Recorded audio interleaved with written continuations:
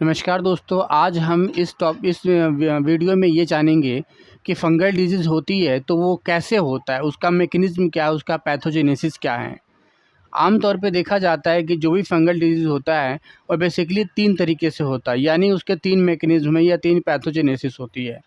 पहला ये देखा जाता है कि या तो जो फंगस होता है, फंगस के कुछ ऐसे स्पीशीज़ होते हैं जो हाइपर सेंसिटिविटी रिएक्शंस करवाते हैं, यानी बॉडी के किसी रीजन में, बॉडी के किसी सरफेस एरिया पे वो अटैच हो जाते हैं और फिर वहाँ के रिसेप्टर से बाइंड करके और हमारा ऑटो इम्यून जो सिस्टम होता है या जिस होस्ट के ऊपर ये अटैच होते हैं उसके ऑटो इम्यून रिस्पॉन्स के कारण वो उसमें एलर्जिक रिएक्शन प्रोड्यूस करती हैं और उस तरह से वो फंगल डिजीज़ बन जाता है।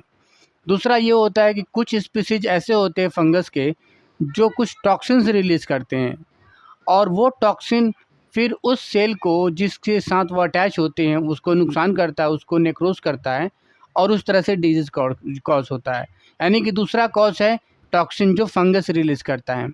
तीसरा कॉज ये होता है कि कुछ फंगस के ऐसे स्पीशीज है वो ना तो एलर्जिक रिएक्शंस यानी कि हाइपर सेंसिटिविटी रिएक्शंस कॉज कराते हैं और ना ही कोई टॉक्सिन प्रोड्यूस करते हैं, बल्कि वो इन्फेक्शन को प्रोड्यूस करते हैं। तो इस तरह से इन्फेक्शन पैदा करने के एक तीसरा रूट हो जाता है जो इन्फेक्शन से जो डिजीज़ होती है। तो आज हम इन्हीं 3 तरीक़ों को समझेंगे कि एक फंगल डिजीज़ होता है तो किस तरीके से होता है। तो चलिए शुरू करते हैं। देखिए, मैकेनिज़्म ऑफ फंगल डिजीज़ में अगर हम देखें तो मेनली ये 3 रूट से या 3 तरीके से होता है। पहला हाइपर सेंसिटिविटी रिएक्शन से, दूसरा है माइकोटॉक्सिन से और तीसरा है माइकोसिस, दैट मीन्स इन्फेक्शन करा देता है। पहला हाइपर सेंसिटिविटी रिएक्शन देखें तो हाइपर सेंसिटिविटी रिएक्शन कहने का मतलब मान लीजिए किसी बॉडी इकाई के होस्ट सेल का है, होस्ट सेल का ये सरफेस है और इसके ऊपर ये कोई फंगस के स्पीशीज़ है, ये आया और इसके रिसेप्टर से बाइंड किया। बाइंड करने के बाद इसको ट्रिगर करेगा, बार बार स्टिमुलेट करेगा और इसके स्टिमुलाई के रूप में ये यूज़ होगा और फाइनली इनके अंदर इन्फ्लेमेशन प्रोड्यूस हो जाएगा और ये स्वेल कर जाएगा ये वाला रीजन, और इस तरह से ये स्वेल करने के कारण डिजीज़ कॉज कर जाएगा, जिसको हाइपर सेंसिटिविटी के कारण हुआ तो ये हाइपर सेंसिटिविटी मोड में चला जाएगा। ये तो वही कह रहा है कि some fungi can cause an immune response, हमारा ही इम्यून सिस्टम वो उसके रिस्पॉन्स में काम करने लग जाता है। बाहर का जो फंगी आता है उसको फ़ौरन समझ के, नॉन सेल्फ पार्टिकल समझ के, फ़ौरन पार्टिकल समझ के रिस्पॉन्स करता है, resulting in hypersensitivity reaction आ जाती है और फिर फाइनली वो डिजीज़ का कॉज होता है। इसके एग्जांपल के तौर पे देखें तो एस्परगिलस स्पीशीज़ के हैं, ये हाइपर सेंसिटिविटी रिएक्शन कॉज करता है। जैसे देखा होगा आप लोगों ने कि जब हम ज़मीन पे ऐसे बैठ जाते यूँ ही, तो देखा होगा कुछ समय के बाद हमारा जो स्किन होता है, हाथ पे अगर ऐसे रख ले या पैर रख ले तो हमारे हाथ और पैरों में ना खुजली सी मचने लग जाती है।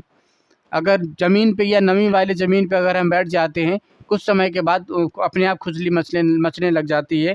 या जो लोग गांव देहात में काम करते, खेतों में काम करते हैं या कहीं पर ही बैठ जाते, जो लोग मज़दूर होते हैं वो कहीं पर ही बैठ जाते, साफ़ जगह हो या ना हो नहीं देखते और अधिकतर मिट्टी में बैठ जाते हैं कहीं पर भी, तो उससे कुछ समय के बाद उनके शरीर में खुजली आने लग जाती है। वो हाइपर सेंसिटिविटी रिएक्शन के कारण ही होता है, क्योंकि फंगी के कुछ ऐसे स्पीशीज होते हैं जो हाइपर सेंसिटिविटी कराता है हमारे बॉडी, उस लगता है हमारी बॉडी को कि फ़ौरन कोई पार्टिकल है, बाहर का कोई पार्टिकल एंटर करने की कोशिश कर रहा है और उसके रिस्पॉन्स में हमारा बॉडी इन्फ्लेमेशन करता है। वो वही कारण से लाल लाल चकत्ते पड़ने लग जाते, खुजली होती है, सूजन आ जाती है, इस तरह के दर्द होने लग जाता है, इस तरह के कंप्लेन आने लग जाता है। तो पहला मोड तो हाइपर सेंसिटिविटी है। दूसरा मोड है माइकोटॉक्सिन। कुछ ऐसे स्पीशीज है जैसे कि मैंने बताया कि वो टॉक्सिन ही रिलीज़ करते हैं और उस टॉक्सिन से डिजीज़ होता है। अगर हम देखें तो इसमें लिखा हो जैसे कि प्रोड्यूसिंग पॉइजन्स और माइकोटॉक्सिन, यानी poison that means toxins produce करते हैं और वो टॉक्सिन ही डिजीज़ कॉज कराता है। एग्जाम्पल के तौर पे देखें तो एस्परगिलस फ्लेवस ये एक ऐसा स्पीसीज है फंगस का जो ग्रो करता है इम्प्रॉपरली स्टोर्ड ग्रेन में, यानी कि जिस अनाज को अच्छे से नहीं स्टोर किया गया है, आपने देखा होगा रोटी बना के छोड़ दिया जाता है और अगर ढक दोगे थोड़ी बहुत नमी उसके अंदर रहेगी, आज आपने नहीं खाया, कल नहीं खाया, परसों नहीं खाया, 2-3 दिन के अंदर देखोगे कि उसके अंदर से फंगी ग्रो कर जाते हैं उसके ऊपर। आपने देखा होगा कोई एक ऐसा सब्जी लेकर आइए जो थोड़ा सा नमी उसके अंदर हो और आप उसको काट के छोड़ दीजिए, 2-3 दिन के अंदर देखोगे उसके ऊपर सफ़ेद सफ़ेद से फफूंदे जमने लग जाते हैं, उगने लग जाते हैं, वो टॉक्सिन प्रोड्यूस करते हैं और वही एस्परगिलस फ्लेवस होता है वो। तो जो फूड ग्रेन्स या फूड अच्छे से पैक नहीं किए जाते, अच्छे से स्टोर नहीं किए जाते, उसके ऊपर आमतौर पे ये ग्रो किया जाता है और ये एक टॉक्सिन प्रोड्यूस करता है जिसका नाम है अल्फा टॉक्सिन, जो प्रोड्यूस करता है ट्यूमर को बर्ड्स में। ठीक है, तो ये एक दूसरा तरीका है माइकोटॉक्सिन, और माइकोटॉक्सिन से ये डिजीज़ होती है ये। ठीक है, तीसरा जो मोड है डिजीज़ होने की, उसका नाम है माइकोसिस।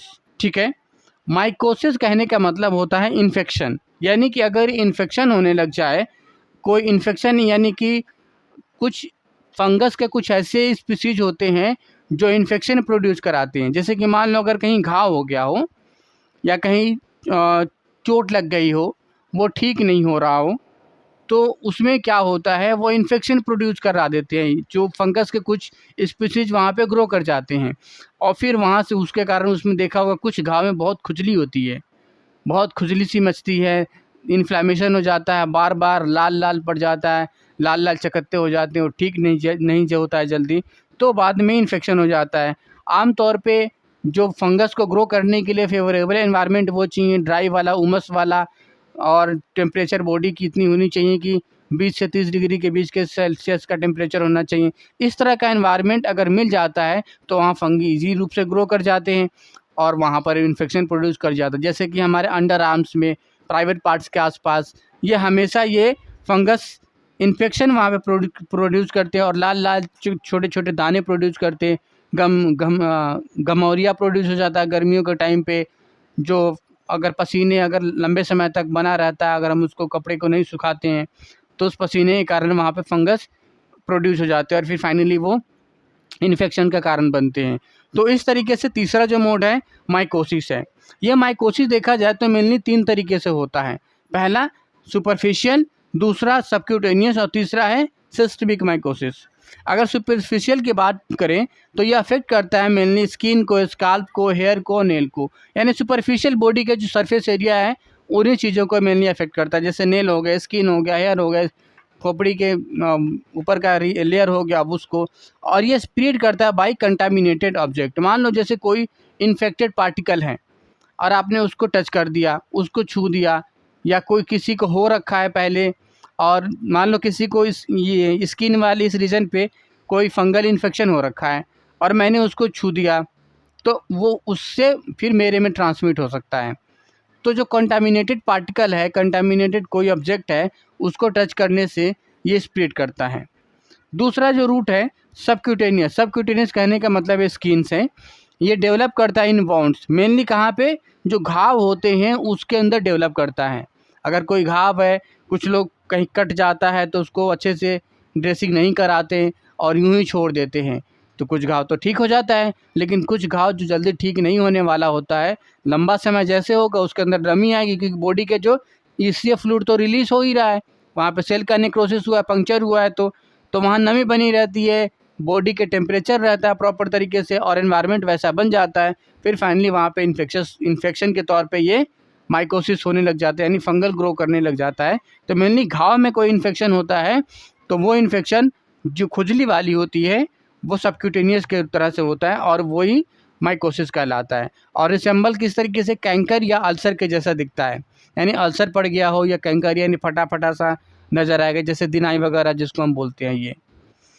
तीसरा रूट होता है सिस्टमिक माइकोसिस। सिस्टमिक माइकोसिस का मतलब है कि यही कोई फंगस का स्पीसीज जब हमारे बॉडी के किसी सिस्टम में चला जाए, यानी कि वो हमारी बॉडी को इन्वेज कर जाए, यहाँ से ब्लड सर्कुलेशन में चला जाए, ब्लड सर्कुलेशन से फिर कहीं भी चला जाए, या फिर ओरल रूट से चला जाए, नेजल रूट से चला जाए, किसी भी, या फिर ये यूटीआई के थ्रू हो जाए, यूरिनरी ट्रैक्ट इन्फेक्शंस के थ्रू हो जाए। यूटीआई में जिसको बोलते हैं वो, उसमें भी एक फंगस का रोल होता है। तो इस तरह से किसी बॉडी का सिस्टम को अपना के अगर इन्फेक्शन पैदा होता है तो वो सिस्टमिक माइकोसिस कहलाता है। यहाँ देख भी रहे हैं कि इन्वेट इंटरनल ऑर्गन्स, जो इंटरनल ऑर्गन को इन्वेट करता है। तो मेनली हमने ये आज की वीडियो में यही देखा कि एक फंगल इन्फेक्शन होता है या फंगल डिजीज़ होता है तो कितने तरीके से हो सकता है, उसके मैकेनिज्म क्या है और उसके पैथोजेनेसिस क्या होते हैं। अगले वीडियो में देखेंगे कि फंगल डिजीज़ की डायग्नोसिस कैसे बनाते हैं और कैसे करते हैं। तब तक के लिए शुक्रिया।